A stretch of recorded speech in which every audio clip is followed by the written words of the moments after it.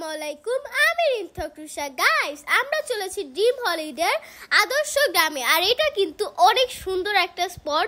আর এখানে যেতে কিন্তু আমার অনেক ভালো লাগে। আর এখানে অনেক সুন্দর সুন্দর প্রাণী আছে যেগুলো দেখতেও সুন্দর, হাঁস, মুরগি, তারপরে হরিণ, আরও অনেক কিছু আছে, ভাল্লুক, বাঘ। ওগুলো ভিতরে ছিল তাই আমরা দেখতে পাই নাই, তবে এগুলো দেখতেও কিন্তু অনেক সুন্দর। এটা একটা ভূতুরে গ্রাম বলতেই পারো গাইস। আর না, এটা আদিবাসীদের গ্রাম। এটা কত সুন্দর দেখো গাইস।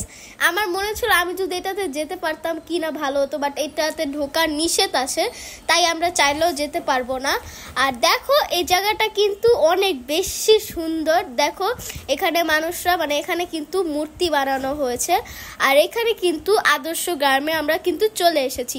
আর দেখো এখানে একজন লোক গরু নিয়ে যাচ্ছে, আর এখানে কিছু বাচ্চারা ঘুড়ি উড়াচ্ছে। আর ওখানে একটা লোক ছিল যেটা কিনা আমি দেখতে পারলাম। আর ওইখানে পিছনে মানুষরা চা খাচ্ছিল। এটা দেখতেও কিন্তু অনেক সুন্দর দেখাচ্ছে। আর অনেক সুন্দর সুন্দর গাছগাছালি আছে।